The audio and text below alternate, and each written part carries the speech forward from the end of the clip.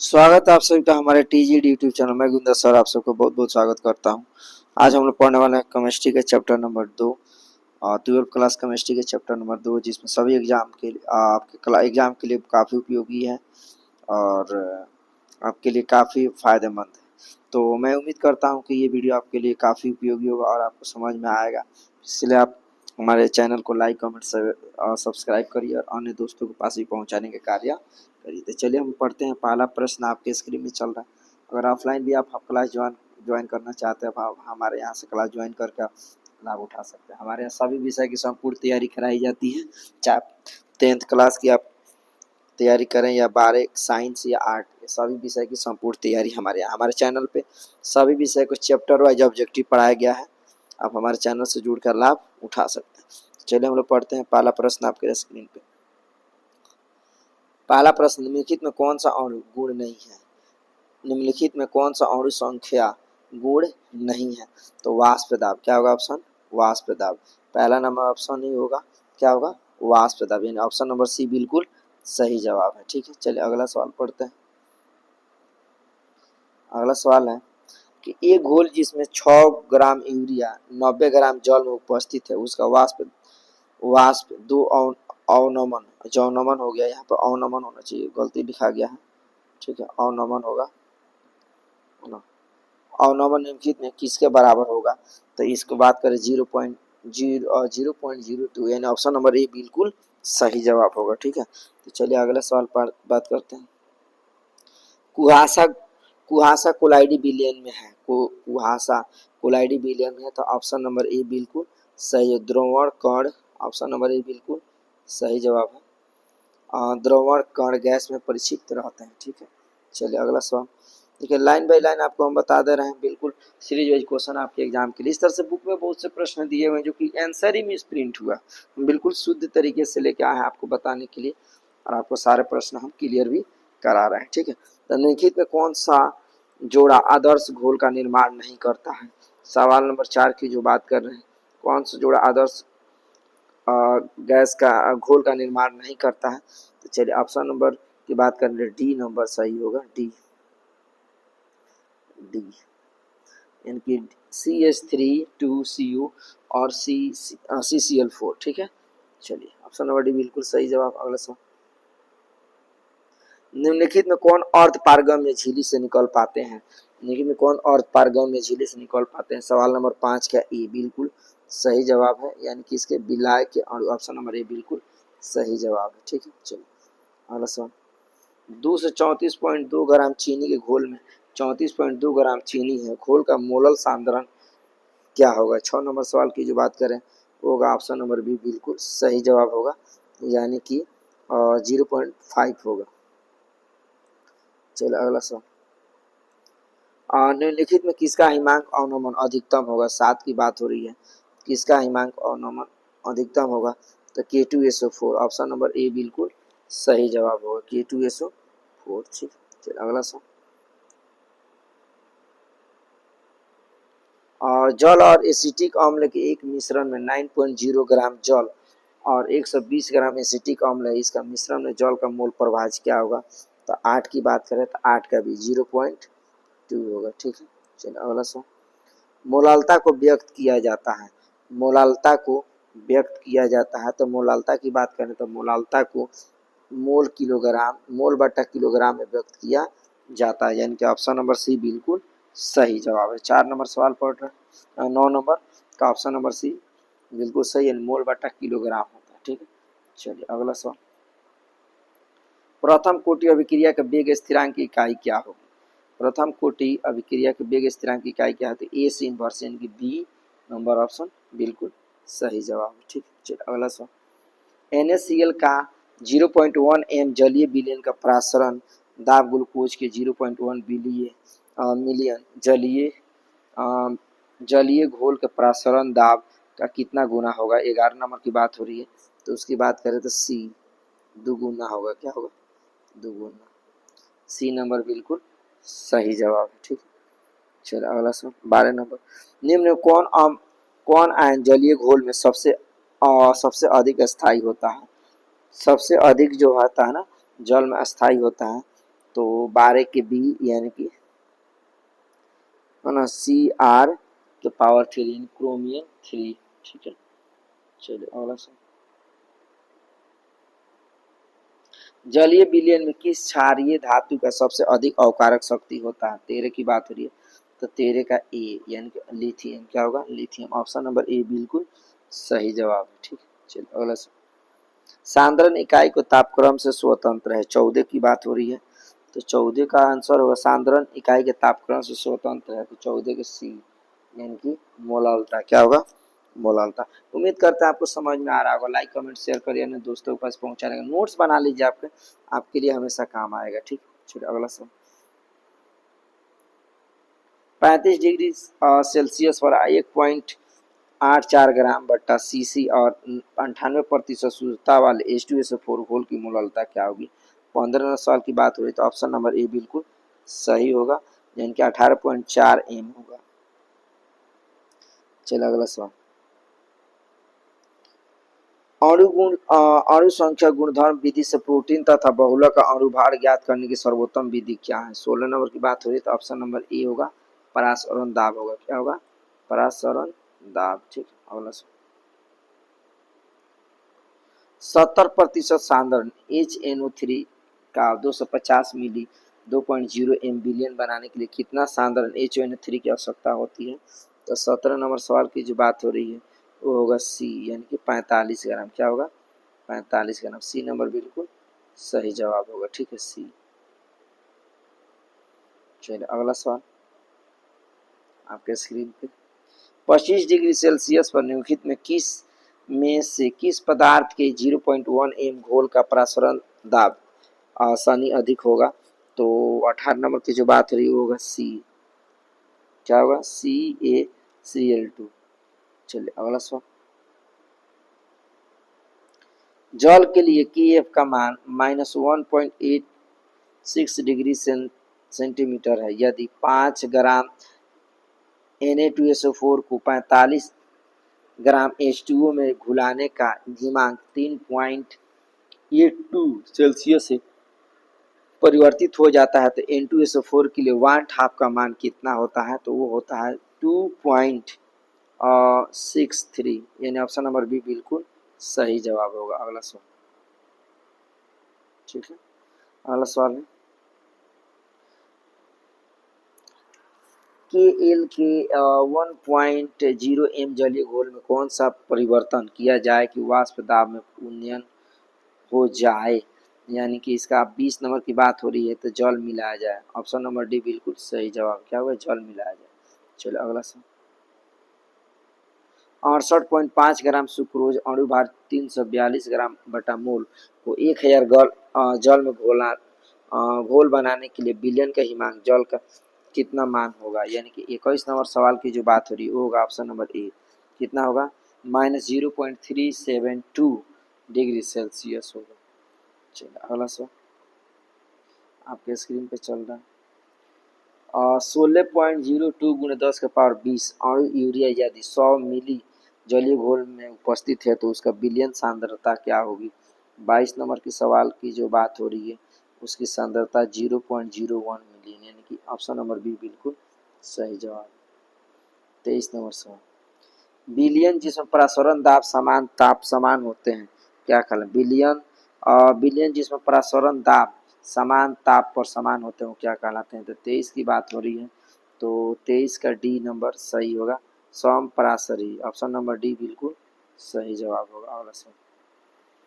BCl2NaCl और C2H2SO और C6H12O6 glucose के सम मोलर विलयन के परासरण दाब इस क्रम में होंगे, यानी 24 नंबर की जो बात हो रही है वो क्या होगा? तो ऑप्शन नंबर ए होगा, यानी कि चलिए BCl2NaCl। ठीक है, ऑप्शन नंबर ए। चलिए अगला सवाल। निम्नलिखित में से किसमें विलयन का अणु संख्या गुणधर्म नहीं है? 25 की बात हो रही है, नहीं है, तो वो होगा ऑप्शन नंबर बी, पृष्ठ तनाव। क्या होगा? पृष्ठ तनाव। ऑप्शन नंबर बी बिल्कुल सही जवाब। चलो अगला सवाल। यूरिया का 0.6% जलीय विलयन किसके लिए सम परासरी होगा 26 की बात हो रही है तो वो होगा 26 का ए यानी 0. चलिए ऑप्शन नंबर ए यानी कि 0.1 m ग्लूकोज होगा यानी कि 26 की ए। ठीक है, चलिए अगला सवाल। निम्नलिखित देखिए थोड़ा सा मिस्टेक हो गया है, इसको सुधार कर लीजिए। ये जो है निम्नलिखित होगा, ठीक है। निम्नलिखित जलीय विलयन में उच्चतम क्वथनांक का विलयन क्या होगा? ठीक है, 27 की जो बात हो रही है वो 27 नंबर की बात करते तो सी यानी कि 0.001 mg/Cl2 ऑप्शन नंबर सी बिल्कुल सही जवाब। चलिए अगला सवाल। सोडियम क्लोराइड को 0.2 m जलीय विलयन के लिए क्वथनांक का मान निम्न में क्या हो सकता है? जो जल के लिए Kb बराबर 0.50 है ना के होता है यानी कि 28 की जो बात हो रही होगा ऑप्शन नंबर सी यानी कि क्या होगा इसको बात करें तो 100.2 डिग्री सेल्सियस। ठीक है, चलिए अगला सवाल। टेट्राहेड्रल आकृति के लिए त्रिज्या अनुपात होती है 29 की बात हो रही है तो 29 के बी 29 से क्या होगा बी यानी कि 0.225 से 0.414। चलिए अगला सवाल।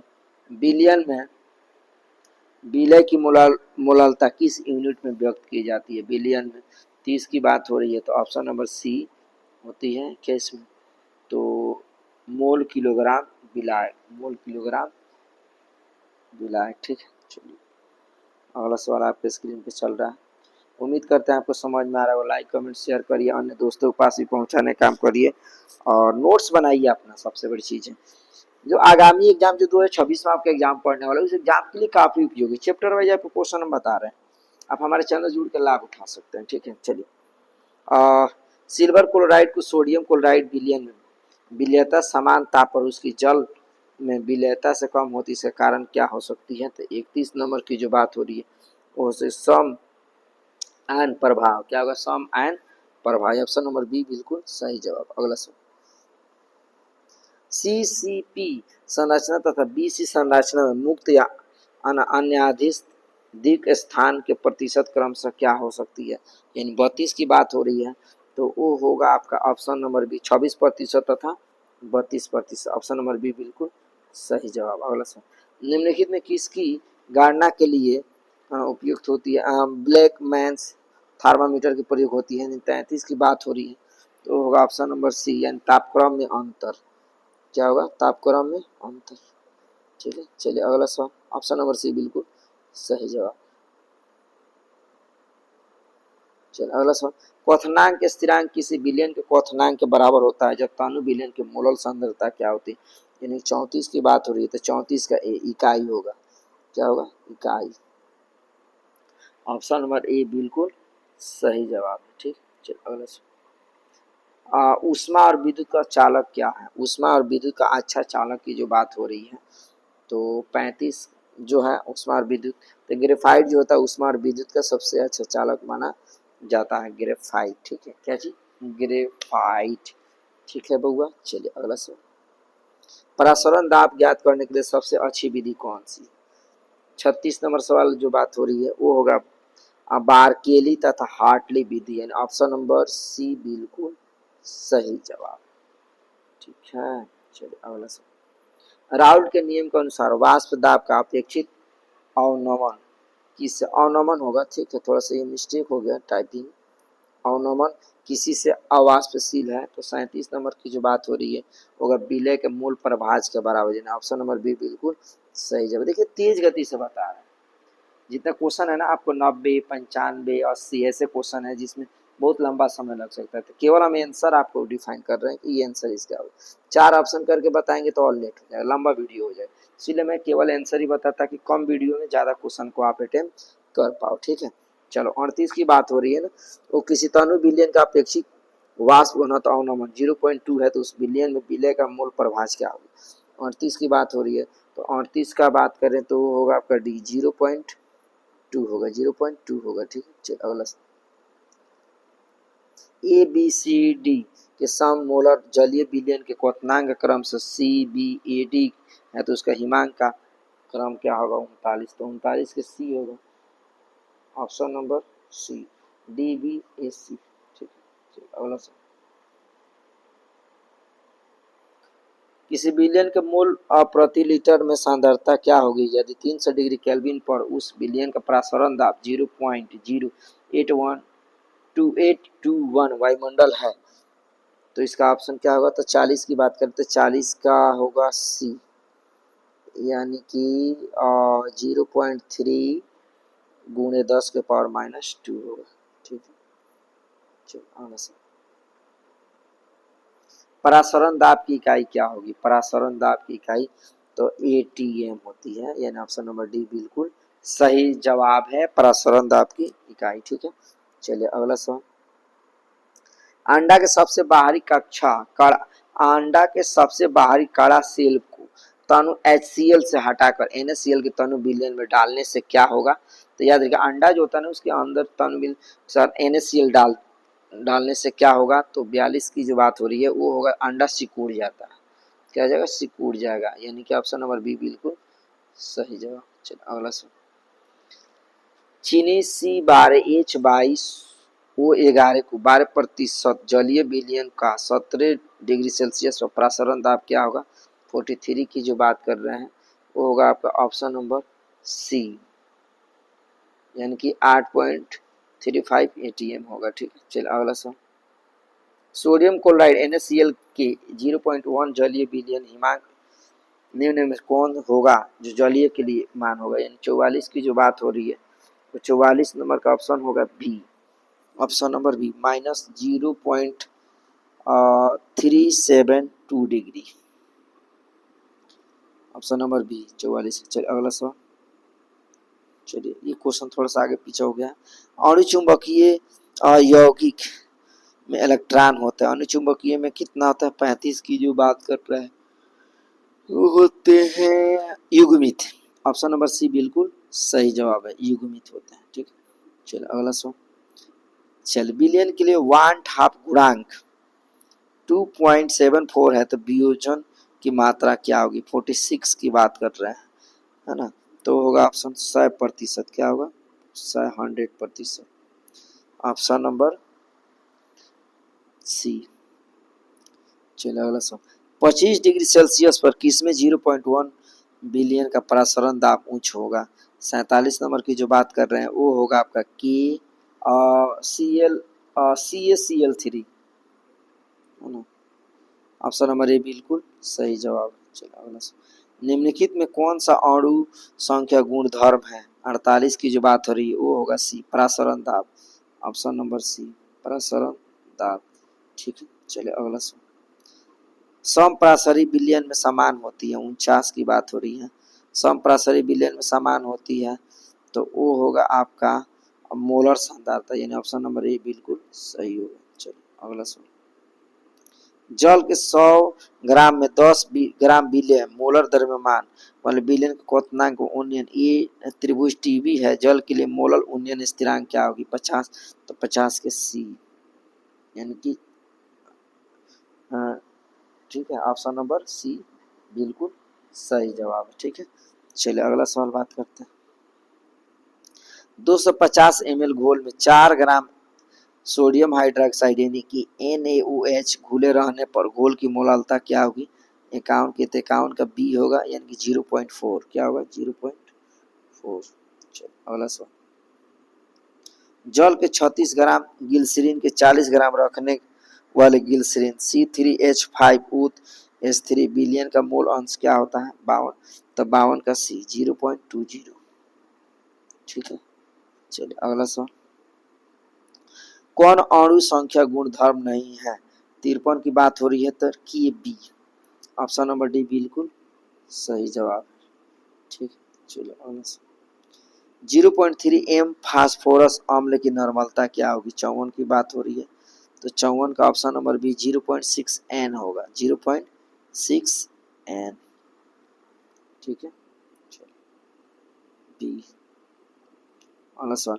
विलयन में संगठित होने वाले विलय के लिए वांट हाफ गुणांक होता है, 55 की बात कर रहे हैं तो होता है 1 से कम, यानी ऑप्शन नंबर सी बिल्कुल सही जवाब है, ऑप्शन नंबर सी 1 से बहुत कम होता है। ठीक है, चलिए अगला सवाल देखते हैं। जलीय विलयन में ताप में वृद्धि करने पर उसमें कमी आ जाती है। 56 की बात हो रही है, तो 56 का ए होगा, क्या होगा, ए। मोलरता क्या होती है, बढ़ जाती है। चलो अगला सवाल 57। एक विलयन में हिमांक में अवनमन के समय साम्यावस्था इनमें होती है। 57 की बात हो रही है, तो उसमें भी आपका ऑप्शन नंबर ए होगा, द्रव विलायक और ठोस विलायक होगा। ऑप्शन नंबर ए बिल्कुल सही जवाब। चलो अगला सवाल। निम्नलिखित जलीय घोल में किसका क्वथनांक अधिकतम होगा, 58, तो 58 का बी होगा, क्या होगा, बी, यानी कि 1.0 एम एन Na2SO4 होगा। ठीक है, चलो अगला सवाल।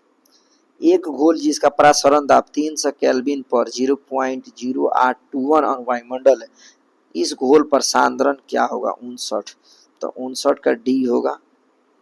एक ऑप्शन छूट गया इसमें, चलो डी आंसर है, 0.033 एम।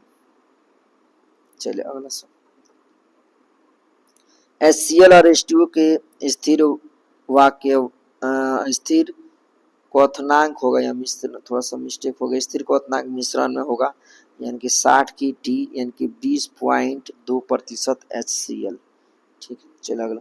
विद्युत अपघट्य का उदाहरण क्या है, 61, तो 61 का बी, सोडियम एसीटेट।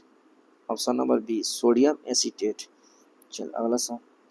एक अवाष्पशील विलय यानी कि मोलर द्रव्यमान 250 ग्राम के 1.0 ग्राम बेंजीन को 51.2 में घोला गया। यदि बेंजीन के लिए की आई का मान 5.12 केल्विन, तो बेंजीन के हिमांक पर अवनमन मान क्या होगा, तो 62 की बात करें तो 62 का ऑप्शन नंबर बी 0.4 के होगा। ठीक है, चलो अगला सवाल। 0.3 एम फास्फोरस अम्ल की साम्यता क्या होगी, 63, तो 63 की होगी बी, इनकी 0.6 एन होगा, क्या होगा, 0.6 एन। ठीक है, चलिए अगला सवाल। जल के 36 ग्राम ग्लिसरीन के 40 ग्राम रखने वाले विलयन को ग्लिसरीन मूल अंश क्या होता है, 64, तो 64 का सी होगा, 0.20। चलिए अगला सवाल। मोललता प्रदर्शित होती है 65, तो 65 का दी, मोल बटा किलोग्राम। चलिए अगला सवाल। फास्फोरस अम्ल H3PO3 के 0.1 एम जलीय विलयन 20 ml को पूर्णतः उदासीन करने के लिए आवश्यक एम की OH के जलीय विलयन का आयतन क्या है, इनकी 66 की बात हो रही है, तो 66 का ए 40 ml, क्या होगा, 40 ml। ठीक है, चलिए अगला सवाल। कौन सा ताप द्वारा प्रभावित नहीं होता है, 67, तो 67 की बात करें ताप द्वारा प्रभावित नहीं होता है, मोललता।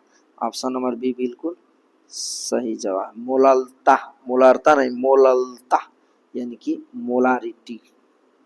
ऑप्शन 68 नंबर सवाल। 3.60 एम सल्फ्यूरिक अम्ल विलयन जो कि मात्रा अनुसार 29% H2SO4 है ना का घनत्व में क्या होगा, 68 नंबर, तो 68 का ऑप्शन नंबर डी होगा, इनकी 1.22। चलो अगला सवाल। किसी विलायक का वाष्प दाब 10 mm मरकरी के दाब के बराबर घट जाता है जब एक अवाष्पशील विलय को एक उस विलायक में डाला जाता है, तो विलयन विलय का मोल अंश 0.2 है। अगर वाष्प दाब में कमी 20 mm मरकरी के दाब बराबर होती है, तो विलय का मोल अंश क्या होगा, तो 69 की बात हो रही है, तो होगा option number B 0.6, B number सही है। चलो अगला सवाल। इनमें कौन सा राउल्ट नियम से धनात्मक विचलन प्रदर्शित नहीं करता है, 70, तो option number A benzene chloroform. ठीक है, चलो अगला सवाल। अवाष्पशील विलय रखने वाले विलयन का वाष्प दाब में अपेक्षित अवनमन विलय के मूल अंश के समानुपाती होता है, उपयुक्त तथ्य के अनुसार बताइए। यानी 71 की बात हो रही है, 71 का सी होगा, क्या होगा, सी, राउल्ट का नियम। चलो अगला सवाल।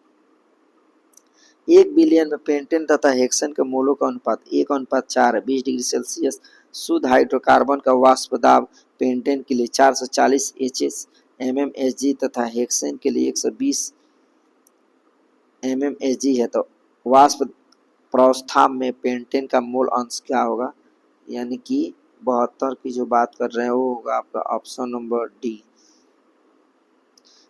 0.478। ठीक है। चलिए अगला सवाल, कौन अणु संख्या गुणधर्म नहीं है? 73, 73 तो के बी। ये क्वेश्चन थोड़ा रिपीट हो गया है। ऑप्शन नंबर डी बिल्कुल सही जवाब है। किसी बिलियन में 200 ml में 200 ग्राम सोडियम हाइड्रोक्साइड यानी NaOH घुले हैं तो बिलियन की मोलारता 20 है, तो क्या होगा? 74 की बात हो रही है, वो होगा ऑप्शन नंबर बी 0.5 वाला सवाल। नियम तो बताता है, नियम जो बताता है कि किसी ताप पर विलायक दिए गए द्रव्यमान में घोली गई गैस की मात्रा उस पर बिलियन पर गैस के दाब का अनुक्रमानुपाती होती, तो वो क्या होगा? तो 75 की बात हो रही है, तो वो होगा ऑप्शन नंबर सी हेनरी के नियम। ऑप्शन नंबर सी हेनरी के नियम। अगला सवाल, निम्न में कौन सा द्रव युग्म राउल्ट के नियम के धनात्मक विचलन दर्शाता है? 76, तो option number B benzene methanol. चलिए अगला है ना, HCl के 5 ml N/2 H2SO4 के 20 ml और N/3HNO3 के 30 ml को मिलाकर 1 आयतन लीटर लिया जाता है, तो परिणामी बिलियन की सामान्यता क्या होगी? 70 की जो बात हो रही है, 70 नहीं बल्कि 77, तो इसका ऑप्शन नंबर डी होगा N/40। अगला सवाल, कोलाइडी के मोलर द्रव्यमान का निर्धारण करने के लिए बहुलक और प्रोटीन की किस अणु संख्या गुणधर्म प्रयोग होता है? 78 की बात हो रही है, तो होगा ऑप्शन नंबर सी परासरण दाब। चलो अगला सवाल, बिलियन का अणु संख्या गुणधर्म के गुण होते हैं जो निर्भर करते हैं। 79, तो उसका ऑप्शन नंबर होगा डी केवल कणों की संख्या पर। चलो अगला सवाल, पानी में चीनी का मात्रा अनुसार 5% बिलियन 271 केल्विन पर जम जाता है और शुद्ध जल का हिमांक 273.15 केल्विन है। पानी में मात्रा अनुसार 5% ग्लूकोज बिलियन का हिमांक क्या होगा? 80, तो 80 की बात करें तो होगा ऑप्शन नंबर सी 10.6। ठीक है। अगला सवाल, जल के लिए मोल हिमांक 1.86 डिग्री सेल्सियस बटा एम है, इसीलिए जल में जो NaCl बिलियन का हिमांक हो सकता है, यानी 81 की जो बात हो रही है, ऑप्शन नंबर सी होगा। ऑप्शन नंबर सी बिल्कुल सही जवाब है। ठीक है। चलिए अगला सवाल, 12 ग्राम यूरिया 1 लीटर जल में घोली जाती है और साथ ही 68.4 ग्राम सुक्रोज भी जल के 1 लीटर घोली जाती है। पहली स्थिति में वाष्प दाब का अवनमन क्या हो सकता है? तो 82 नंबर की बात हो रही है, तो वो होगा ए नंबर, बिल्कुल सही, दूसरे के बराबर होती है। चलिए अगला सवाल, अगर निम्नवत सभी चारों यौगिक समान दरों पर बेचे जाते हैं, तब कार रेडिएटर के लिए एंटी फ्रीज बिलियन बनाने के लिए कौन सबसे सस्ता होगा? तो option number A CH3OH methane hydroxide. ठीक है। चलिए ऑप्शन नंबर ए बिल्कुल सही है। अगला सवाल, एक दुर्बल अम्ल HX के 0.2 मोलर बिलियन का आयनन की मात्रा 0.3 है, जल के लिए KF का मान 1.85 लेने पर बिलियन के हिमांक निकटतम क्या होगा? यानी 84 की जो बात हो रही है, वो होगा ऑप्शन नंबर डी, क्या होगा? 0.480 डिग्री सेल्सियस। चलो अगला सवाल, बेंजीन विलायक में किसी विलेय का मोल अंश 0.2 है, इस विलेन की मोललता क्या होगी? 85 की जो बात हो रही है, वो होगी ऑप्शन नंबर बी 3.2। चलो अगला सवाल, निम्न में किस जलीय विलयन का क्वथनांक उच्चतम होगा? 86 की जो बात कर रहे हैं, होगा ऑप्शन नंबर सी 0.01 m N2SO4 यानी ऑप्शन नंबर सी बिल्कुल सही जवाब है। चलिए अगला सवाल, निम्न किस गुण के लिए संरचना समवायवी C2H5OH और CH3OH का मान होगा? 87 की बात हो रही है, तो 87 के डी समान ताप और दाब गैसीय घनत्व होगा। चलिए अगला सवाल, परासरण के दौरान अर्धपारगम्य झिल्ली से जल का प्रवाह क्या होता है? तो 88 की जो बात कर रहे हैं, वो होगा आपका सी नंबर, मात्रा कम सांद्रता वाले विलयन की ओर होगा। ऑप्शन नंबर सी बिल्कुल सही जवाब है। चलिए अगला सवाल, निम्न से किस 0.1 एम बिलियन का हिमांक न्यूनतम होगा। 89 की जो बात कर रहे हैं वो होगा आपका option number A, potassium sulphate. Option number A बिल्कुल सही जवाब है। चलिए, मोल अवनमन स्थिरांक निर्भर करता है, 90 की बात हो रही है तो 90 का बी यानी कि विलाय की प्रकृति पर, बी नंबर सही। शुद्ध जल की मोलारता क्या होती है? मोलारता क्या होती है? 91, 55.6। ठीक है, 55 पॉइंट कितना, 6। ठीक है, वही शुद्ध जल का पीएच मान पूछे तो कितना आ जाएगा, 7। ठीक है, चलिए अगला सवाल। क्वथनांक पर एक द्रव्य अपने वाष्प से साम्य अवस्था में है, सामान्यतः दोनों प्रवस्था में स्थित अणुओं के बराबर होती है। 92 की बात हो रही तो होगा सी, कुल ऊर्जा। चलिए अगला सवाल। 27 डिग्री सेल्सियस पर 1 मिलियन 1 एम बिलियन का प्रसारण दाब क्या होगा? 93 की बात हो रही है तो 93 बी होगा, 24.6। चलिए अगला सवाल। बेंजोइक अम्ल का बेंजीन में द्वितीयक होता है, वियोजन की मात्रा और वान ठप गुणांक में संबंध है। 94, तो 94 का सी यानी आई बराबर 1/- यानी ऑप्शन नंबर सी बिल्कुल सही जवाब। चलिए अगला सवाल। चलिए 95वां सवाल और पेज नंबर 48, 50 के पेज है। यदि Na2SO4 के वियोजन की मात्रा हो तो आणविक द्रव्यमान की गणना में प्रयुक्त वान ठप गुणांक क्या हो सकती है?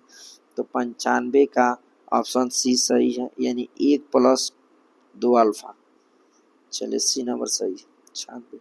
निम्नलिखित में कौन सा अणु गुण संख्या नहीं है? निम्नलिखित में कौन सा अणु संख्या गुणधर्म नहीं है?